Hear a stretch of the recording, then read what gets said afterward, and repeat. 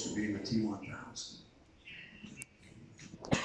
And he was riding a motorcycle, and it happened to be a Harley Davidson. He was riding a motorcycle, and he got in a motorcycle accident. And unfortunately for him, it ended his chance to be the T-1000.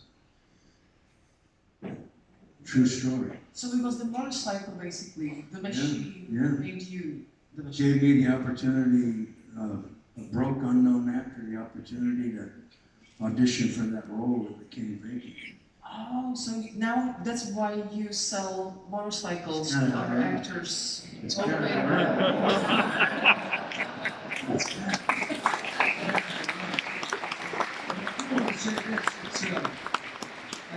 you know, I mean, it's a tragedy because, you know, Billy would have been great, and he's a wonderfully talented singer, and he would have been a fantastic T-1000.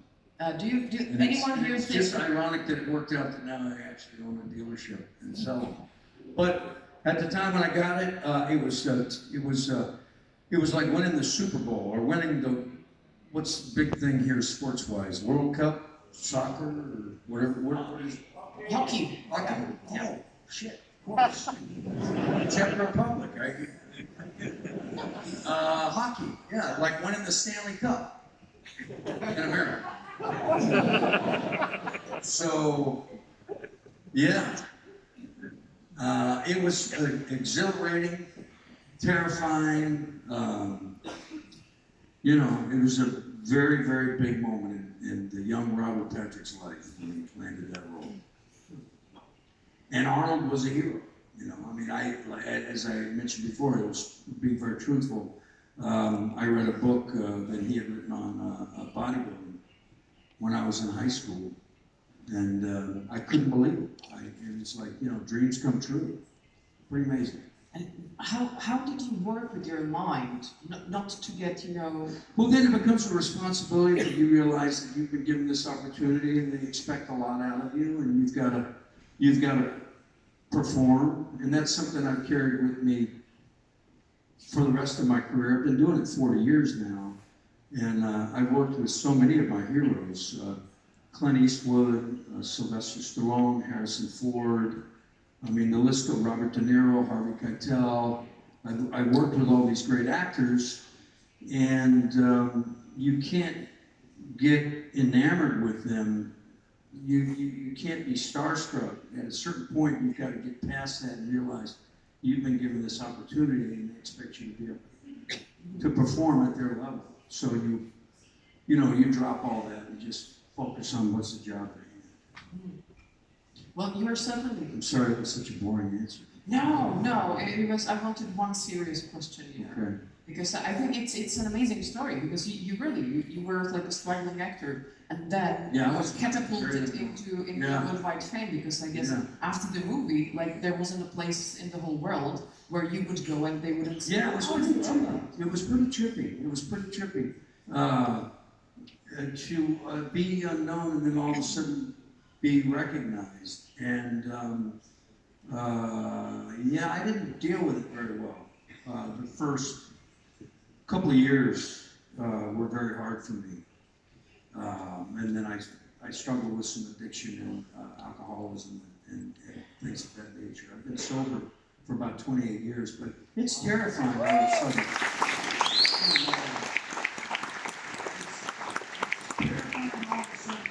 To have that happen to you when you're just some guy that's, just struggling, just trying to make it, and then all of a sudden something like that happens. And you go to Japan, and they know who you are. And, you're in Prague.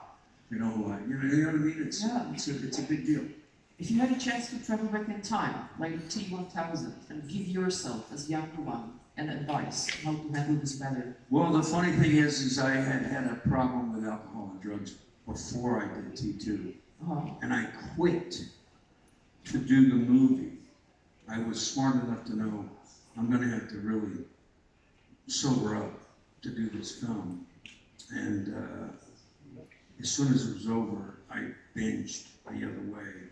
And I wish I could talk to that young guy and say, stupid move, don't do that. Wow. You can't go backwards. Well, you did in the movie. Well, It didn't help. did not help. Well, moving on, because you... Oh, well.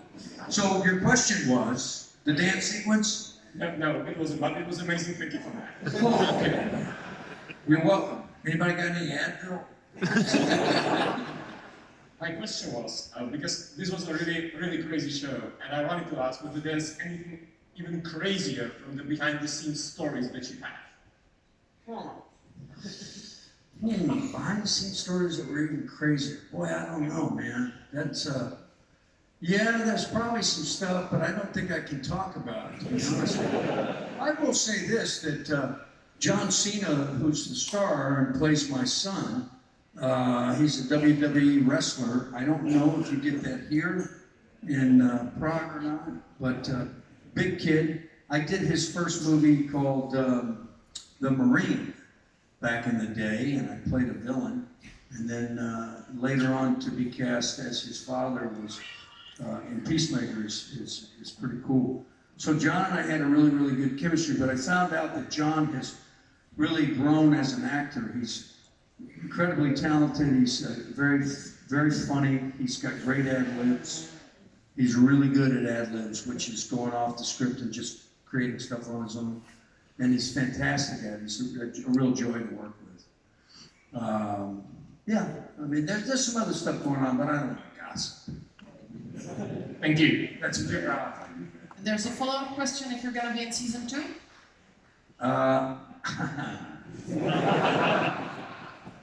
Okay, so I have been told I am not allowed to answer that. So that's a yes.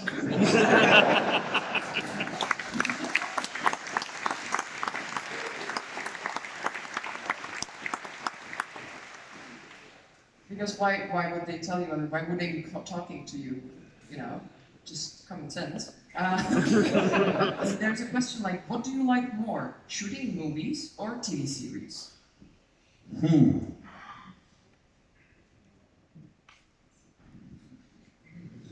Movies are great to do, and I do a lot of movies, and I do a lot of lower budget independent kind of movies that I get to do the juiciest roles. I find the most complex characters, and they're not mainstream movies. So that aspect of my career is very rewarding. I do like the factory type work involved with a television series. Network show is 24 episodes a year, so it's 10 months out of the year you're working. That's very satisfying, especially when you're raising children, because it's a nice steady paycheck and you get to stay at home. So less traveling around like a gypsy, you know, a little more stability. So from a practical point of view, you know, these are the things that actors have to look at as they're trying to decide what they want to do and what they want with their career. Now the streaming platforms have popped up, and I seem to be doing all of those right now. I had The Night Agent on Netflix, Reachers on Amazon Prime, 1923s on Paramount Plus, Peacemakers on HBO Max. So those are like 8 episodes that take about 6 months out of the year. And it's kind of like doing a feature. And when you're doing an episodic thing, you get to live with a character a lot longer. So you can really kind of create a lot of nuance and you can do a lot of different things. For a film, it's a shorter amount of time. But it's all fun. I mean, it's really, I should make sure you all know that when you leave here today. I love acting. I can't think of anything else in the world I could do. And I'm so grateful to have the support of people like you that come out and see what we do. And I really appreciate it, because I really love acting so much, and I can't do it without you all. So thank you. Takový ty kostičky, to je o inteligenci. Zručnost spíš možná. nemohlo jít. Tak mám pak zkusíme nějaký... Ne, Lego taky ne. To mě minulo. Pak ještě Nezapomeňte, že kolik mi je, já matu tělem. Jo, ale to je tím, že jsem nejmejtem. Právní plácání, to se vytápěl kůže. Ano, to já mám takový, já jsem takový samorost, který si to sám zdůvodní a pak to plní. Takže já se meju. Nemyslím, no samozřejmě. Ale obličej si meju mejtlem. A hezky to špolknu a pak na to třeba namažu ty sádla. Protože tady máme stejnou jako složení kůže jako prasa. Ale funguje to, podívejte. Tohle je to, co nám kosmetické firmy tají. No to mám. A já si jim nedím. Možná byste si mohla založit teďka nějakou jako kosmetickou linii. Už ne. Kosmetický Mě bude salon. 3. května 93. Už ne.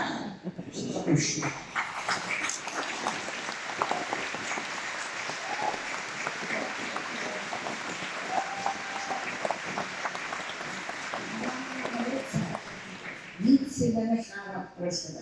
Všechno vykřičet.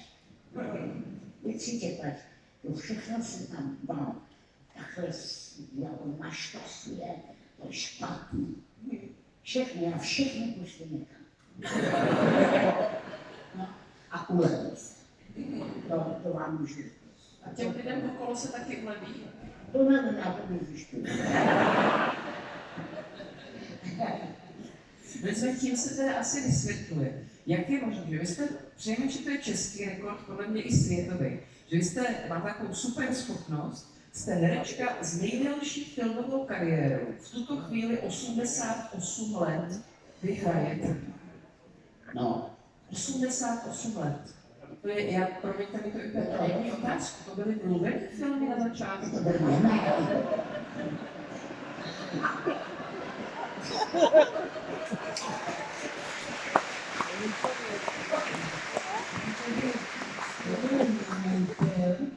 A ty dva komici, už tenkrát jsem dělala s komikama, taky jako veselohry. Už tak ty se jmenovali Žížla a Píšla, aby to bylo veselé. A pan Čáslavský tenkrát, mu vám Luščíslav, tak ten našel film, který já bych nenašla, maminka taky ne. Jo, tak našel ten film, který jsem dělala jako s těma Žížlou a Píšlou. Tak jsem byla 4 leta, no. A je to roztomilý, jsem si tam, opravdu já jsem si tam podobná. Jako když mě stlačíte. Tak Žížla, Pížla, to zní skoro jako... Ale já jsem jednou byla na filmu Maďar zpívá Evropě, tam jsem měla mluvenou roli už to. A pozorovala jsem se a musela jsem se sama smát. Protože já už tenkrát jsem něco měla v sobě takového, jakože si to zařídím všechno sama. Takže viděli jste třeba ty děti, tam ten Kínův dětský, nebo jak se to jmenovalo, pan Boháč tam byl a to. A už tenkrát, když vidím na tom plátně se, tak jsem třeba ve druhé řadě, jo, a já do ty první už jsem tam strkala tu hubu, jo, a ta kamera mě nějakým způsobem přitahovala. Takže najednou vlnění nastalo těch dětí a už jsem tam tu hubu měla. Dobrý, jestli by radši neměli třeba jít pak na vojnu v 18, nebo jestli by se neměli věnovat víc času učení. Samozřejmě většina z vás ve věku prošla nějakou fází vzdělávání, ať už to byla základní škola, někoho chytla ještě základní škola před 89. Ale existují různý fenomény, které formují náš život, náš pohled na svět, to, jak rozumíme době současné. jak umíme snít. A já si myslím, že subkultury, nebo ty geeci, chcete-li, a ať už je to filmová produkce, manga, počítačové hry nebo třeba cosplay, tak si výrazně pomáhají tomu, kam lidi mířejí, o čem snějí. A já jsem si tady připravil takový krátký, asi 40-slajdový run světem vývoje počítačových her a různých fenoménů. Ale prvně bych chtěl poděkovat Pavlovi, mimo jiný organizátorovi komikov, ale i dalších zajímavých věcí. Nedávno vydal tady tu knížku, kterou vydalo nakladatelství Level. Je to 50 let videoher, tak když byste měli někdy chuť, čas, výborně se to třeba čte na záchodě, tak vlastně si to můžete otevřít a pokud jste podobně jako já začínali tady s tou mašinkou, která je za mnou Sinclair ZX Spectrum humák, který se vždycky odřel a přestali fungovat tlačítka OPQA, protože to je nahoru, dolů, doleva, doprava, mezerník, jump, tak si tu knížku vemte a myslím, že se na různých stránkách vlastně proberete kapitolou svého života za poslední bratru více než 35 let. A možná druhá knížka, já jsem vzděláním informační studia a knihovnictví, takže i knihovní, kterou bych vám chtěl doporučit. Pokud vás zajímá fenomén kyberkultury, je to knížka od Petra Mareše, která má tady pod jméno Informace chce být svobodná. Je to parafráze na jméno knížky Coryho Doktorova, velký vizionář, spisovatel, který naopak tvrdil, že informace doesn't wanna be free, nechce být svobodná. Opět je to zajímavý pohled do světa počítačových her, hackingu a vlastně té generace, mezi kterou já díky tomu, když jsem se narodil, teď mě je 44, se počítám. Já jsem schválně začal tím Sinclairem, protože v řadě z vás určitě vyvolá pocit nostalgie, když jste poprvé zmáčkli šipku doprava a mohli jste si zahrát tu úžasnou hru. Nebo když jste poprvé ještě třeba na počítačích typu PMD, ale i na tom Sinclairu spustili programovací jazyk Karel a naučili jste čtvereček udělat krok, vlevo v bok, polož, zvedni, opakuj dokud konec a šáli jste si na první kručky k programování. Knew what David Nickel was saying in Czech in Atlantis. I didn't know what he was saying in English. Not a clue. Has he finished last week now? Yeah, not a clue. You know, there was a noise in the back at the end of every shot. There'd be something going on. You're like, and cut. Yeah. David Nickel came in and he knocked that episode out of the park, and that's why he was in so much of the series. He came in. We had another actor playing a similar role, and and then David came in and just knocked it out of the park, and I think represents Czech Republic very well, right? Well, he's so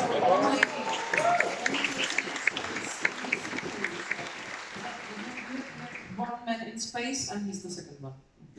That's good. I'm so sorry. I don't want to be in that spacecraft. Máme otázku mikrofonu. Ahoj kluci, já mám dneska narozeniny a chtěla bych se vás zeptat, jestli byste mě neobejmuli. Okay.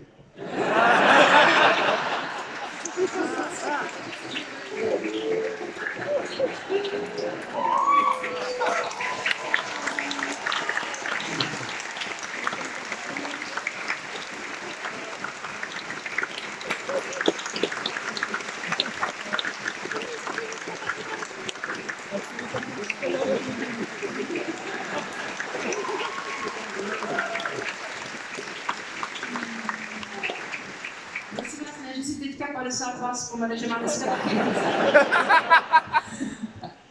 Who else has a birthday? Not you. I have an anecdote. Do you know how many Rodney McKays it takes to change a light bulb? I know that I like the way this is going. I love the way this is going. Just one, because he takes the light bulb in his hand, puts the hand up, and expects the universe to evolve around him. Yes. You know, I've heard that joke, but for actors. They say, how does an actor change a light bulb? Well, they just stand there and wait for the world to revolve around them. Yeah. Sorry, I couldn't help. It seems appropriately, yeah. I like your joke better. To si tady teďka tak chodím a hledám F1 sál, protože prostě se pořadatelé, kromě toho, že se vykvákli na oznamování toho, že někteří hosté nepřijedou, tak se vykvákli i na to, aby ho označili do mapy a není to ani v aplikaci a prostě vůbec nikde. Takže tady prostě chodím v davu a čekám, jestli se mi třeba poštěstí, že bych ho někde na něj narazil, ale nevím.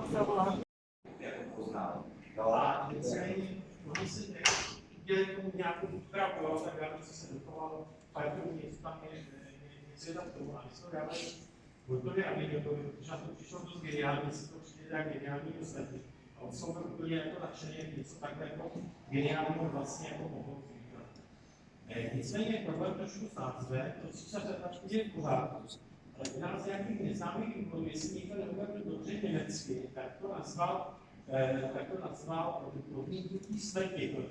Že to není opravdu, tam je smrt, která stávkuje, je transparentně, prostě rozhodne se nezabírat. Je to hodně zajímavý úkol. A vlastně nikdo, já jsem to zkoušel na těch známých a nikdo jako netušil, že něco takového to jako vůbec tady vzniklo. A v zahraničí je to teď vlastně jedna z nejmenších českých oper, i když v němčině. Odepřím zkrátka, jo, odepřím. Což je nesmysl, prostě jo, teď ty Američané mají dobře, ale zase přehodili ty názvy, protože on se opravdu císař a tady stávkují císař, tak to se nějak dělají dohromady, oni to šli. Žena bílý, opravdu je to jako úžasné, je to velmi emotivní, fakt jako výborný, jo. Důležité jak my rádi vůbec vydáváme ty opery, protože jsou ní strašně zajímavé děje, ale nikdo to nepřežije, že? Jak se říká, některé německé opery trvají 4 hodiny, tak u třeba prostě to je 16 hodin, 14 a 16 hodin, které vypadají. Takže, a teď ten děje přitom zajímavé, ty vidět, že třeba vyprodaný, ty mají o to zájem. Takže tohle to je jako hodně zajímavé. Doufám, že jako, nebo je to lehce prodejní, to jako víte. Ale ta scitána je tam opravdu jako zajímavá, když ty si představím do toho orla a jestliže se to viděli ty komunisti, tak to nikdy prostě, já jsem o tom nikdy jako do svých školních let jako neslyšel, i když vůbec ty pánové jako mluvili pořád. A další velká zajímavost, která tam je, on to objevuje někde ve Švýcarsku nějaký americký dějiny. A rozhodl se to inscenovat. A jako takhle zvláštní postup jsem ještě jako slyšel. A aby věděl jak, tak pomocí zpěvnických sáncí se snažil spojit s těma autorama, kteří jako skončili v klidu. Aby zjistili, jak to má inscenovat. Opravdu je to kolem toho, jsou tak jako neuvěřitelný příběhy. Takže a ty mu poradili, protože to hraje se to je nepodívaný. Takže od 60. let jako z toho autoru hraje na mezinárodní scéna, který do roku 60. Je to vlastně jako naše asi nejznámější opera, kterou většina vůbec nezná. Takže to je taková jako zajímavost stávkující smrti. Tak a teď máme něco, já pozvu na půjdu našeho milého hosta druhého pana, který nás opravdu pohání spoustu let, aby se to vydali. Já mu dovednou s vlastí, oba dva to nejedno, a Ondra vám tady povypráví. Nevím, jestli fungují,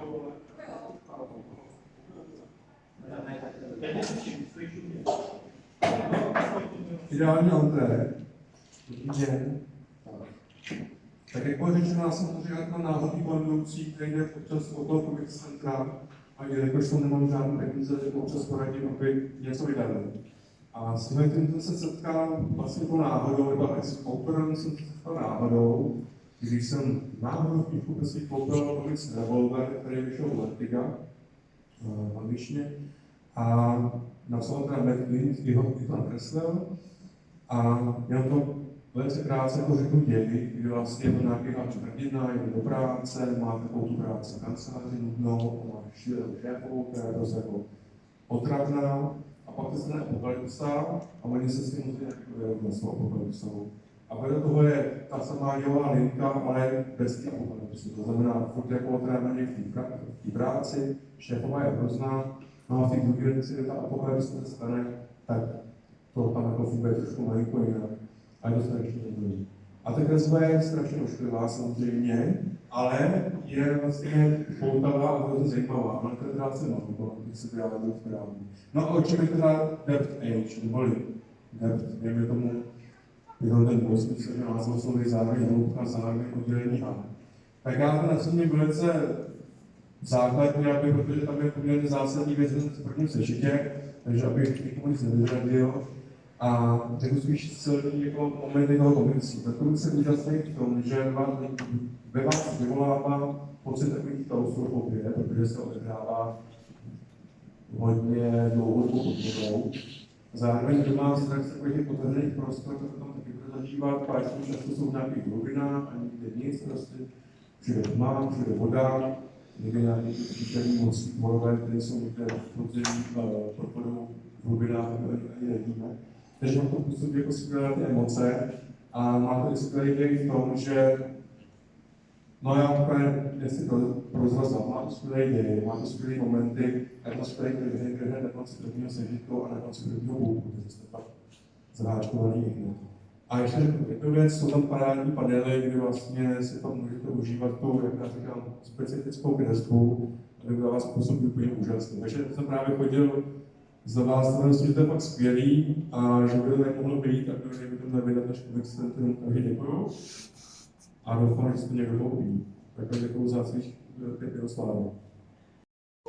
Yeah, I knew nothing about Splinter Cell. When I was doing a film called The Last Chapter on Motorcycle Gang, and Ubisoft, which was a very small company that had a floor and a half in the factory in Montreal, offered me this video game.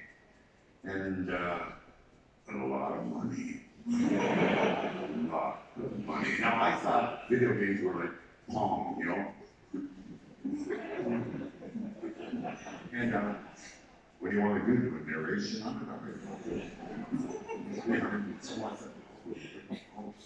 So I go up there and meet all these kind of nerds that sit there, you know, the ones with the plastic, the pencils and stuff, and you know, 2 pairs of glasses. We're sitting at this board table. I'm looking around going, who the fuck is this? I mean, what's going on? What is this game? And they show me the script. Now, with video games, the technology is 80% of the game. The storyline is usually, if you're lucky, 20% of the game. You know, and Sam Fisher was the same way. I read this thing, and they're all nerds. They're all techniques, you know. They know nothing about story. So they had Sam saying stuff like, I'm gonna kill you right now. And I'm like, this is not good writing, you know? And I said, let me think about it. So I went home, I went back to my hotel that night, and I called my wife, and I said, I don't know if I want to do this video game. She said, I just bought a new truck. See your daughter cast the check. And I went, I guess I'm doing a video game. So I went back the next day and I said, can we do something different here? And this is back in 1996. I can't remember exactly. It was way back when Ubisoft was a really big company. And so I said, I'll tell you what, I will do it if you let me rewrite the story. And they said, what do you mean? And I said, just within the parameters that you have, let me write the dialogue, let me define the character. And they let me. So I gave them 2 drafts of that, and it worked very good. Made Sam a character who couldn't give affection, couldn't accept affection.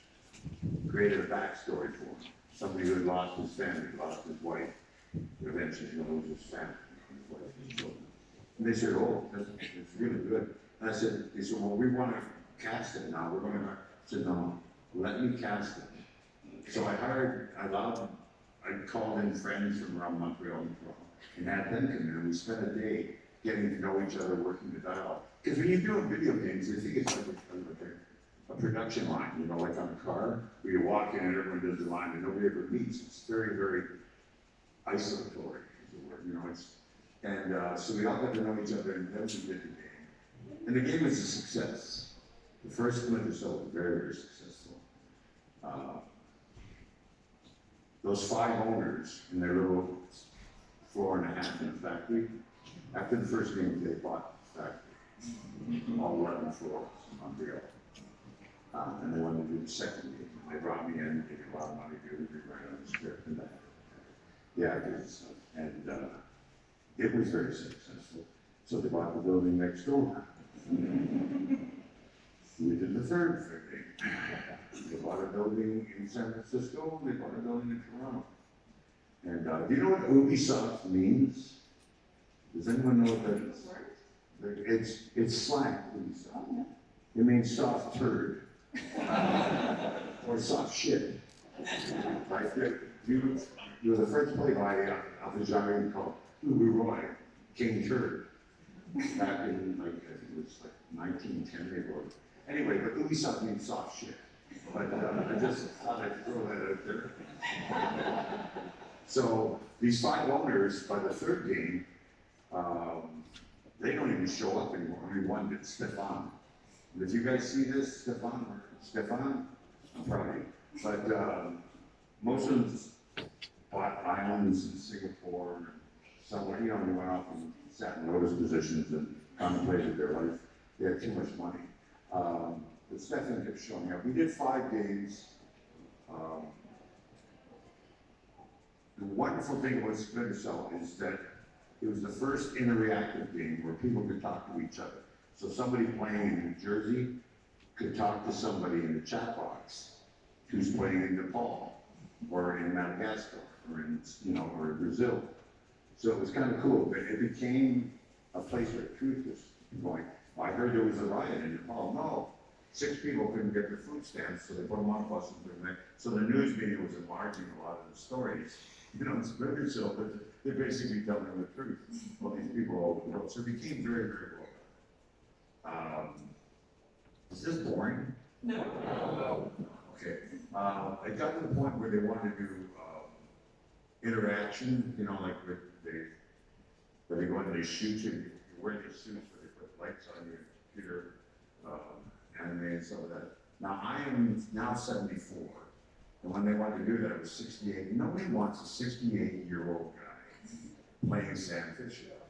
And I said, I don't know. And so after 5 games, they said, well, what do you suggest? I said, look, I know an actor that will play this character really well. He's a young guy in Toronto. So I had him hired this guy. And we did a big press thing of me handing off Sam Fisher to him. He did not know that I had got him hired. I had held him in my arms when he was a baby. His mother was some actress I worked with. So I thought I'd do this little special thing for him, get him a job. This arrogant son of a bitch thought it was him who decided to redefine Sam Fisher, and the 6th game went down the toilet. So right now they're doing, Netflix bought it, and they're doing the series in South Africa. They're actually shooting it now. It's a limited series, 6 parts, and they're going to deal with Sam really. But video games is interesting. I can always tell when somebody comes up to get an autograph from one of these things, or meets me on the street or at a restaurant. Video game guys, video game guys, you gotta get out more. You gotta go and meet people. Go play baseball or catch with somebody. Go play soccer or something. Because they always walk up like, hi, Sam, you signed this with me? Because you spend so much time alone playing video games. You gotta get out.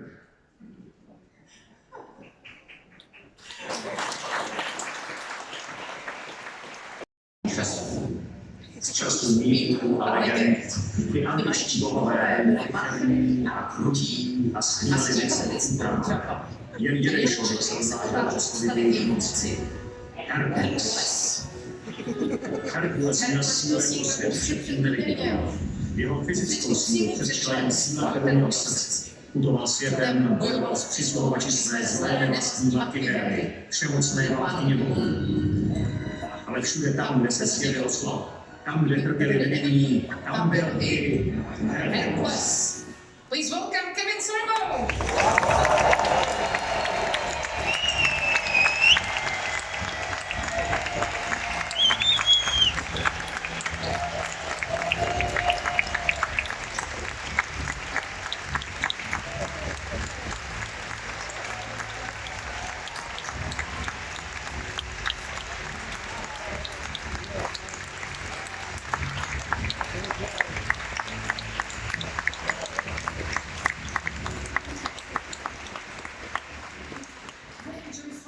tall guest. You know, finally, my match.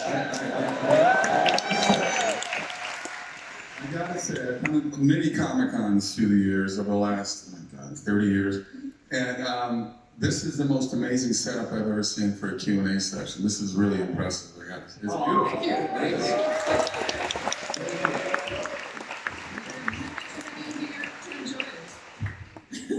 Well, I speak great in your language, don't I? You should hear my I don't know, Spanish, French. The French gave me a really wussy voice. They did not give me a good voice. The Germans did. They gave me a good one, which is good. My Cantonese is pretty impressive, too. Whatever. Hercules was in 176 countries. Isn't that amazing? 176 countries. You know that pride is a sin, but we did become the most watched show in the world by season 3, so thank you. I thought it was Baywatch. We passed Baywatch. That's the show we passed. But we did not. We had a lot of cleavage in my show. Some of it was mine, but every episode we had a beautiful woman, so it was good. So. I thought that you replaced Pamela Anderson with Michael Hurst, you know. And that would have been interesting. That would have been interesting. Well, you still look amazing. I don't think you have changed that much from that time. So I look in the mirror and there's a difference. But, okay. but yeah, you know, I'm old dude, but I still work out every day. I do something. Yes, I went to one of your gyms here. I'll be going again soon. But what's it? I keep forgetting what's called. Expose or Explore or something. There's a fitness thing I went to here. So it's possible. There's someone in Prague today who came home and you wouldn't believe who I just I'm sure that happened. with. A couple took selfies while I was trying to work out. Yes. Oh my God, that must have been such a great surprise. Are you enjoying Prague so far? I am. It's been years since I've been back. I actually shot a little bit of a movie here called Call the Conqueror. Most of it was shot in Slovakia and Croatia, but we did get up here as well.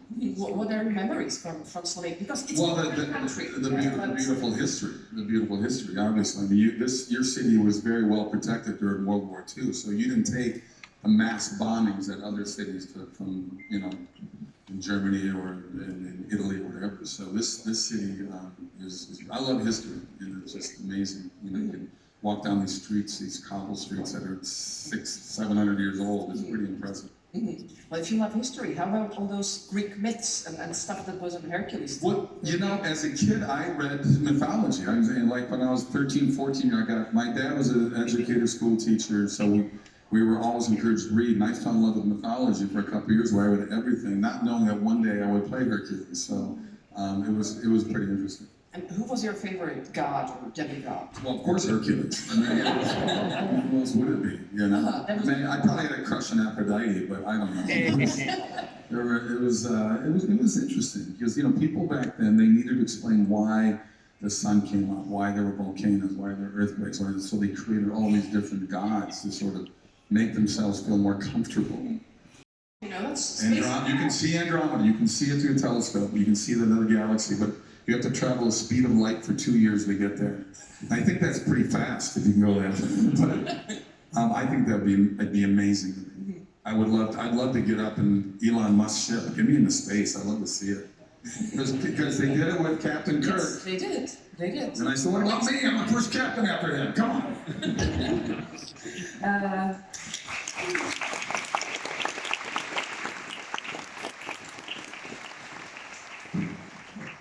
Hey, we've got some questions from the audience as well. Hello, I remember one specific funny Easter egg in Andromeda where Dylan has a Hercules sword and wig hidden behind a panel. I would like to ask, was it your idea, because we know you, or someone's from production? Thank you, Jana.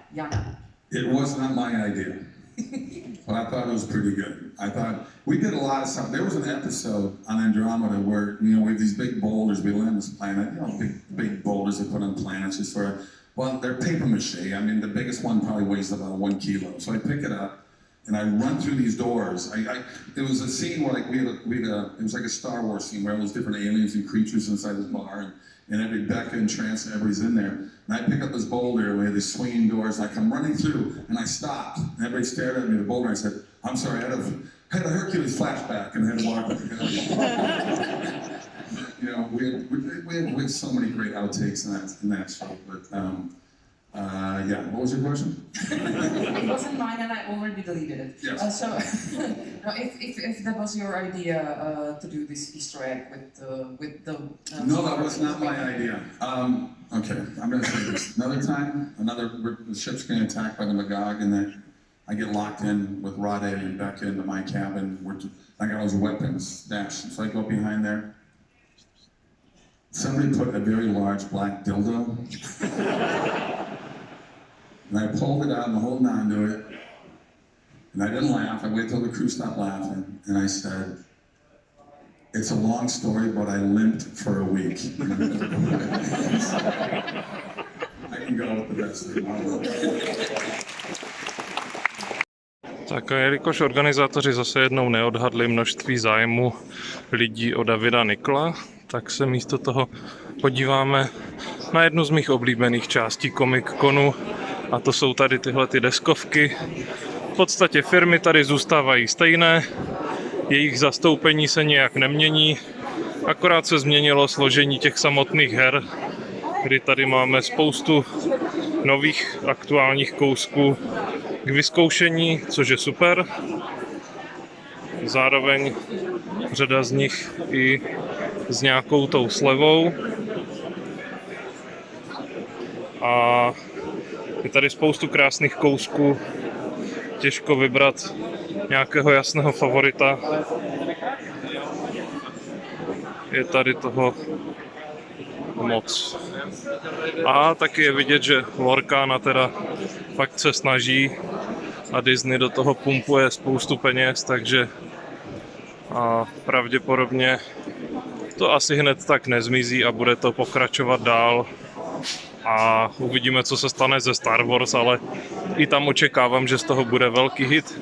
Ostatně brzy si tady nějaké Star Wars kartičky rozbalíme, pokud se tak náhodou už nestalo v době, kdy tohle video sledujete. No, takže tady se dá utratit obecně spoustu peněz, ty slevy tady jsou jako v zásadě reálné. Někdy to je takové, že je to sleva, že utratíte zhruba tolik, co na e-shopu, ale občas se objeví i nějaké fakt jakože reálné zajímavé slevy. Já jsem si tady třeba pořídil sekvenci ve verzi Harryho Pottera, což je nečekaně dobrá hra a není ani tak moc dětská, jak jsem se bál. A koupil jsem ji za 400, takže v podstatě za polovičku ceny, což je fakt jako nádhera. Ale ne všechno je tady úplně levnější. Tady třeba Elite Trainer Box od Temporal Forces. Tady koupíte o 200 dráž, než za kolik se prodává teď aktuálně normálně. Třeba v RCčku nebo v nějakých jiných obchodech. Tady deskovka Cyberpunk. Je tady toho spoustu. Tohle je určitě něco, co stojí za to navštívit a vyzkoušet si to, akorát mě fascinují, že se najdou lidi, kteří si tady mají čas a prostor vyzkoušet ty hry samotné, protože většinou na Comic-Conu se toho děje tolik, že na takové věci člověk nemá úplně čas. A tady je třeba Marvel Zombies, to je určitě jedna z deskovek, kterou si pořídím. Tak jo, tak to byly deskovky. Úspěšného akčního RPGčka, který je vlastně takovým zajímavým RPG kontrapunktem k tomu Baldur's Gate 2. Vy jste tady najednou na trhu měli dvě hry, které se obě hlásily k RPG žánru, ale každá to dělala jinak. Baldur's Gate 2, tahové souboje taktické, příběhové, ukecané, všechno složitý a tak dále. A vedle toho velmi streamlinovaný zážitek z Diabla 2 a obě ty hry si našly svoje publikum. Je to vlastně jako daný i tak, že ten žánr akčních RPGček se zrodil s prvním Diablem, nebo ten ho nejvíc spopularizoval a ta dvojka potvrdila, že to lidé skutečně chtějí a naoproti tomu Baldur's Gate 2 potvrdila, že lidé chtějí i ty normální RPGčka a že ty dva tábory se nemusí hádat a navzájem nenávidět. Co je možná nepříliš známý fakt, tak když vývojář, myslím, že to byl David Brevik, tak když vymýšlel Diablo 1, tak se ani tak neinspiroval ostatníma RPGčkama, ty ho spíš štvaly. On se při návrhu Diabla inspiroval hrou NHL 94. A to může znít dost divně, ale ve skutečnosti je tam docela takový geniální tah. Jemu se totiž líbilo na tom NHLku to, že kdokoliv, kdo popadne ovladač, tak během pár vteřin ví, co má dělat. Zmačkne tlačítko a hraje. A ovládá hráče a s tiskem tlačítka provádí akci. A říkal si, sakra, všechny ty RPGčka, co tady jsou, všechny krokovací dungeony jsou takový, že než to vůbec zapnete, musíte odpovědět na 52 otázek, který vám vygenerujou, co jste vlastně jako za člověka a za jakou klasu byste měli hrát a tak dál. On si řekl, ne, uděláme to rychle a původně to dokonce mělo být tahovej souboj v Diablu. Tomu taky přišlo poměrně pomalý a nakonec si vývojáři odhlasovali, že z toho vlastně udělají tuhletu frenetickou klikačku, na které likviduje myši. Promiň Honzo, že není 3D, že jo? To by ano, prostě všichni dělali 3Dčka, tak tohle není 3D. Není to 3D, ale myslím si, že v mnoha žebříčcích Diablo 2 figuruje mezi nejlepšíma hrama všech dob a těch hodin, co jsme v tom nechali při hodinách výpočetní techniky. Tak teď se dostáváme do videoherní sekce a tady je řada věcí, které jsou dost vylepšené oproti předchozím letům. V prvé řadě se podařilo jednak tuhletu sekci rozšířit a narvat tady daleko víc přístrojů, než tomu bylo v minulých letech, takže mnohem víc lidí si zahraje. Dokonce, jak můžete vidět, tak teďka je tady i nějaký ten automat volný se starým Tekkenem 3 a spousta těch historických přístrojů, které tady jsou z červeného újezdu z arcade her, tak jsou tady dostupné a nemusíte se mačkat v té miniaturní místnosti, tak jak to bylo loni, což je naprosto super a mimochodem tohle to je fakt jako epické. Stejně tak tady počítač jako ve tvaru tenisky, to je fantazie. Takže to se určitě povedlo, je tady daleko větší šance si něco regulérně, reálně zahrát, pokud náhodou nemáte tu příležitost doma. Já, jelikož většinu konzolí, nebo respektive všechny konzole, kromě Xboxu doma mám, tak mě to zase tolik jako netáhne k tomu a na počítači zas tolik nehraju, takže těch motivací tady nemám zas tak moc. Nicméně musím minimálně tady zmínit jednu věc, která mě nadchla, a sice je to stánek Nintendo, který sice jednak najdete i úplně dole, ale já jsem včera večer, to znamená v pátek, ten první den, kdy tady bylo, touhle dobou asi podobně lidí jako teďka, teď už je to mnohem lepší, protože už natáčím večer, takže už tady nejsou takové davy, tak jsem si zahrál právě tady Mario Strikes League Battle Football, což je hra, která je obdivuhodně přehlížená a která je právě tady na tom přístroji, teďka to tam někdo začne hrát a já jsem se do toho pustil s tím, že je to hra, která měla velmi špatné recenze, která nikoho moc jako nezajímá a co si pamatuju, tak ve skore tomu dali snad možná 70% nebo něco takového, takže fakt jako nic moc, ale dal jsem tomu šanci, rozhodl jsem se to zkusit a byl jsem úplně nadšen, protože to je přesně typ hry, které mě jako strašně baví a které stojí za vyzkoušení rozhodně, protože pokud máte rádi třeba hry typu Overcooked nebo Mario Kart nebo zkrátka jakékoliv hry, ke kterým stačí prostě jenom přijít, sednout, začít hrát, nemusíte být ani hardcore hráč, nemusíte ani pořádně znát to ovládání a jenom si to zkusíte, tak to všechno přesně tady funguje a je to vyloženě zábava na první dobrou, kterou si můžete zahrát se sourozencema, s rodinou, s kýmkoliv. Což není reklama, ale mohla by být. Každopádně je to takový jeden z mých tady objevů, které se mi tady podařilo vlastně během toho včerejška si vyzkoušet, protože nic nenahradí ve finále tu reálnou zkušenost, protože podle recenzí bych tomu šanci nikdy nedal. Já jsem člověk, který nesnáší fotbal, takže neměl jsem vůbec žádný důvod si to kupovat, krom toho, že tam je Mario, ale po včerejšku vím, že je to hra, kterou rozhodně chci mít ve sbírce a už se po ní začínám pídit. Takže to je jeden z takových jako objevů, který mě tady včera potěšil. A taky jsem si zahrál starý Star Wars Battlefront 2 na regulérní PlayStation 2, což byl taky konec konců bezvadný zážitek. Tady je pár ještě těch retro konzolí, takže koukneme tady aspoň na něco málo. Nemůžu chodit úplně všude, protože všude tady hraje nějaká muzika, takže to by asi zase mohl být potom problém s autorskými právy, což bych nerad. Takže jenom tak v rychlosti pro představu, co tady tak zhruba je.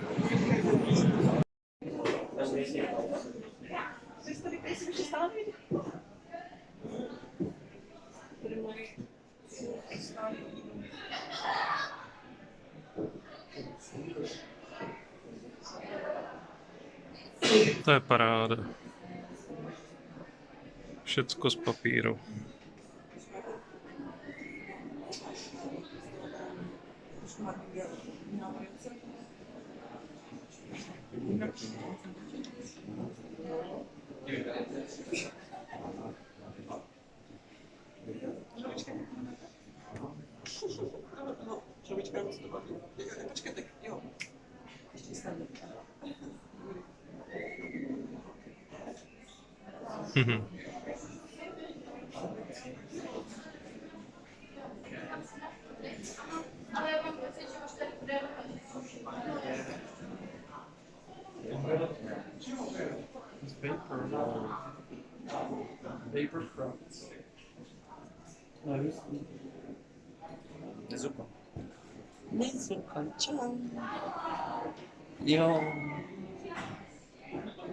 To nejlepší nakonec.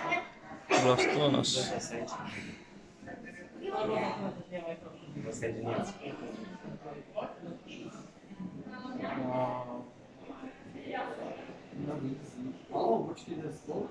To není jak za ABCčka. Ještě jsem chtěl říct tady v prostoru bez hudby, že jsem si měl možnost včera vyzkoušet i handheld od MSI, který stojí zhruba nějakých 20 000 a zahrál jsem si na tom Grid Legends, které teďka už dlouhodobě hraju na PlayStation 4. Ta se u toho docela zadýchává, ale přesto musím říct, že jsem byl až překvapen, že třeba takové staré PSPčko nebo PS Vita jsou ve finále fakt mnohem lépe připravené na nějaké hry, než tady tenhle ten přístroj za zhruba 20 000, protože zaprvé vydrží to naživu zhruba nějaké 2-3 hodinky, záleží, co přesně na tom hrajete samozřejmě, ale především ten hlavní problém, nebo ten druhý hlavní problém jsem měl s tím, že zahrál jsem si regulérně jako pár závodů a už při tom prvním závodu se mi to během vlastně toho prvního závodu, kdy já jsem jel celou dobu na prvním místě, to znamená, ani tam nebylo mnoho aut na to, aby to bylo nějaké moc zadýchané, tak už tehda se mi to začalo vyloženě přehřívat a v ruce jsem, respektive v dlaních jsem cítil teplo z toho přístroje,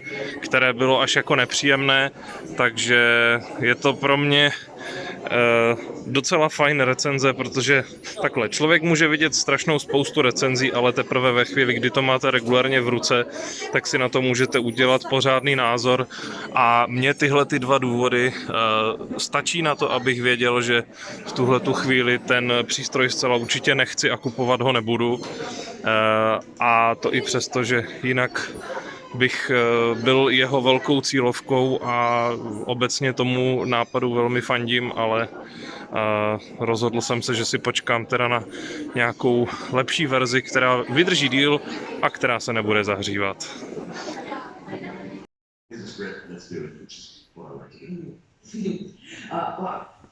Red Wolf was not all, your not only role as a, let's how to say it, idiot. once, when I did the British Empire, Yes, we were yes, talking yes, about, and Red Dwarf in the sort of the early mid-90s, when both shows were sort of doing well for the BBC. I went to I was at a dinner and there was a BBC executive there, and he said, Chris, congratulations on having 2 shows on the BBC. You've got Red Dwarf riding high, British just about hitting salt, and I have to say, you know, you've cornered the market in arseholes. And I thought, thanks. But yeah, that was like good to have 2 shows. And what did you get from portraying these kind of people? Like, is that some sort of a went for you, or why do you choose these roles? Well, I don't. They kind of chose me. I mean, Red Dwarf was something, you know, that came. I knew Rob Grant and Doug Naylor well from doing Spitting Image, a great radio show that we did called Son of Cliche. So I was always in the frame to be auditioned to do Rimmer. And then the British Empire came from obviously that they were considering me because I'd been in Red Dwarf.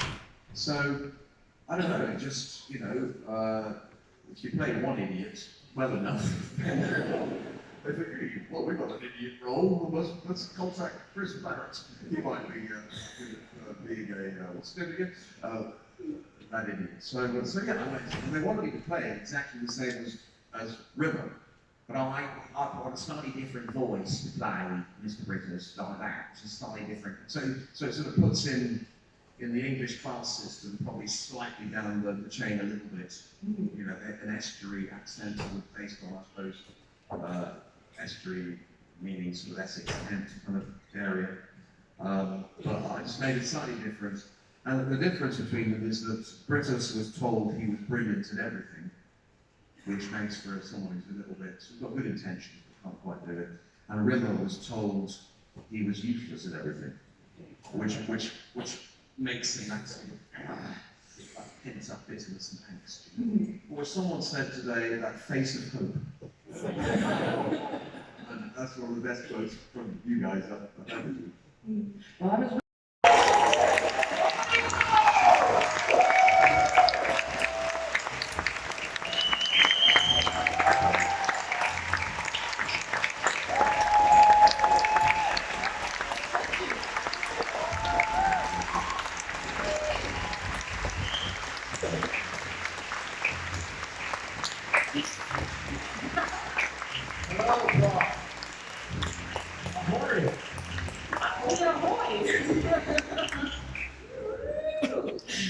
You look beautiful. You look beautiful.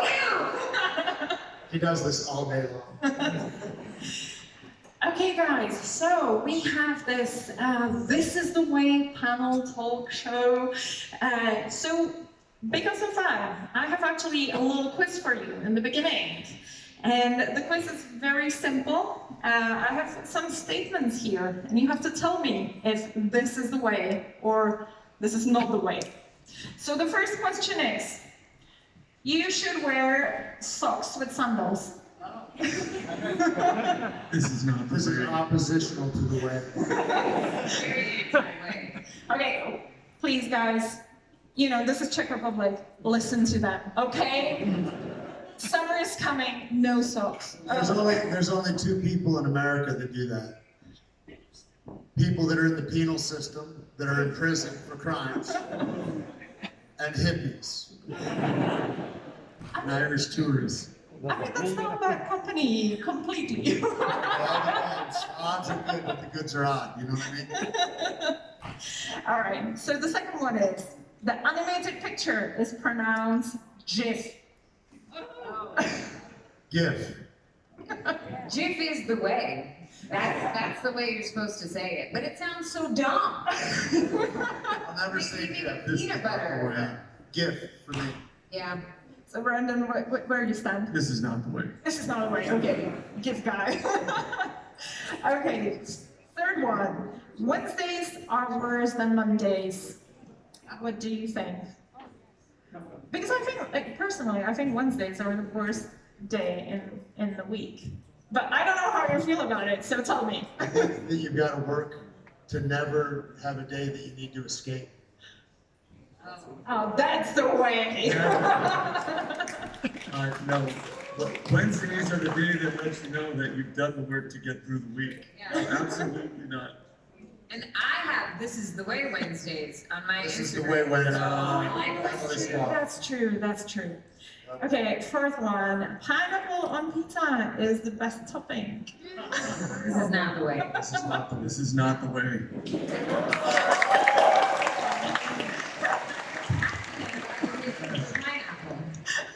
Oh, pineapple.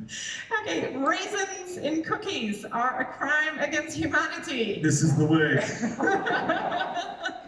don't mind a raisin. Okay. Too. They're not my favorite, but it's not a crime. I want my oatmeal. I thought they were pleasant enough. Yeah. But in a cookie, when you... Well, an oatmeal cookie. I'm gluten-free. Oh, okay. Fair enough. Almond flour cookie? Could be the way. Okay. Possibly the way. Okay. So, another one is everyday life would be better if people could use jetpacks. This is the way. For sure. Except we might all be like colliding in the air. We would need some traffic. Yes, it's filters. a bit messy. As long as nobody could use their phone. Yeah. No texting while jetpacking. No. When I was a little kid, I was for sure by this point expecting jetpacks to be a thing. Well, because of the Jetsons. Yeah. Flying cars. I mean, we got the telephone from Star Trek. Yeah. I mean, all these things have come to pass, but no jetpacks. Not yet. Someone's holding out on us. Yeah, we know who. Okay, and the last one is Grogu is cuter than Ewoks. Oh. Zero chance. Not the way. Not the way. He's a diva. Oh my god, I didn't expect it. I was completely convinced this is going to be the way. I grew up with Ewoks. I love Ewoks. They're so cuddly and humble. Yeah. You know what you don't have to do? Carry an Ewok. Would you rather cuddle with a cute little puppy or with a lizard? Yeah, with little weird hair on the top. Frog of his head. eggs. He's got like 7 hairs up here that are like long, really coarse. Like my eyebrows. Okay, guys, you got points. Fair enough. Okay, so that was the quiz. I realized it was probably more not the way than the way. But okay, let's focus on Mandalorian stuff then. Since you see your costumes, can we talk about it? Because let's start with the helmets. How much you can see in the helmets? Nothing. Okay. The more you move, the less you see because it steams up. Yeah. It does. I was wondering, do you have any padding or? Yes. Yeah. So because sometimes Wait, let's be really clear. I have earphone padding right here, and then there's a little piece of pad up top. I have a mic pad that sits right up against my orbital bone. But that's it for padding.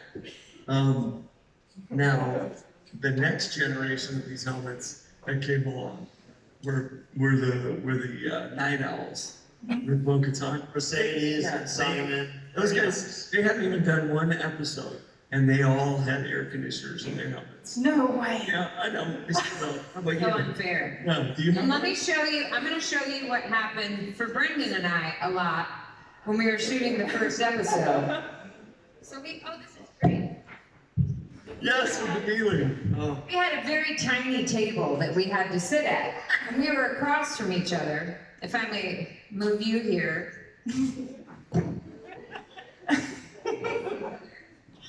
So we would both try to sit at the same time. Hitting helmets together. And our chairs were like this tall. It was ridiculous and hilarious. Thank you. Now you have to be dignified. And their famous line would be, "Oh, make it look good." Yeah. We'd be like, okay. I don't even know what it looks like. I can't see anything. So, did they consult you with the costumes or not whatsoever? Finally, I got a little bit of a modification. I wasn't in season 2, so when I did the Book of Boba Fett, they asked me if there was anything that I would like changed. And I had, season 1, I had these enormous gloves that John kept calling my oven mitts. They're like welder's gloves. Yeah. And so like I would try to pick things up and I couldn't really. And so I asked them if I could have some gloves that actually fit me. But they gave me these like very like ladies fashion gloves that were then very slippery. And so I still like, I would pick things up and they would just, like my hammer just kept sliding through my grip. But they did change that for me. I think my fur got a little more zhuzh. And they tailored my pants so they actually fit me, which was nice. Because season 1, they kept like falling down. It's so glamorous. So take like when it comes to your costume, I was thinking like you're always carrying that heavy gun. Oh man. A lot of the time, yeah. Yeah, is it heavy in real life or? Yeah, it's all heavy. Oh Yeah, really? it gets heavier as the day goes on, as these guys come up, for sure. And it's worse if it's on your jetpack, because then it's off your back and off to this, so you're continually kind of fighting for posture. The Yeah. jetpack is the worst. I was wondering like how. Oh, and you can't sit down because your hip pads go into. You have to sit at a kind of a lean. All the time. So it's a good core workout. It's great. Best shape of my life. I mean, every time the first 10 days of shooting, I lose 10 pounds. Every time. Wow. Yeah. That's the other thing is people talk about how heavy it is. Well, you're filled like all the fabric, all the canvas. You're soaked with 8 pounds of sweat by the end of the day. Yeah. You know, so it's just all of that all the time. And then it goes into the biological aspects of it, of needing to use the restroom at certain times, which you need help to do, and you better gauge the timing correctly. Oh yeah. What? As you all can attest. Yeah. Oh my god, and like, okay, so like, since you were talking about that Bo-Katan and Night Owls, they already have the ACs. Do you have it too, or did they just no? Negative. Injustice. It's all working as you go, too. We're in Book of Boba Fett and pushing the forge and trying to get it in place. It was, very physical. And at that time, they're trying to hook a mic pack on it, so they find a place at the apex of my head. But that's also the only vent there. So it's everything's steam, but we didn't know that. We just find out as we go. Yeah, and the mic pack's hot, so it's not like it's not fun in that sense. But I mean, But it looks so cool. I mean, find out you're counting steps. I'll tell you, 100%. You learn how to be a true professional because you really do need to know exactly where you're going. Because if you don't and you misstep, and you've just done a great take, you're not doing a great take anymore. Now you gotta go back. We made some changes initially before we started shooting. The cape, I made them cut a foot off of it. I told them they had to take, 6 inches off the rifle because it was gonna catch in my boot. He doesn't have one. One of them, there's a little circular area where the rifle straps in. And that was something I said, if we throw a magnet in there, I can flip this gun Western style off my back, like you would if you were, JW. So it was like things like that, and then the gun was too high, and they didn't want to do it, but I was like, you got to drop it down, because if you don't, anybody's going to see me raise my elbow. And the second my elbow goes up, they're going to shoot me. So I need to be able to be here and there, and that quick. So that was very cool to be able to work those kind of things out. As a matter of fact, I can't say that, so I won't tell you that secret. And it looks cool, too. I mean, that kind of stuff that a lot of times, the design needs to go into the person wearing it. Like, I'm not going to be able to look cool. Yeah. You're not going to like this expression that happens because how you're stuck in choices. Yeah, I mean, and the reason why you should be missing a bullet right there on your chest, he's missing it. And there's a reason, there's a Western story to it. Should be the second and last one. And the reason is, and they didn't have this before, but the reason is when you go to reload back in the days in the West, if you got there, you knew you had one bullet left. And if you did, that way you knew what was left in your arsenal. Okay. Oh, that's interesting. Okay.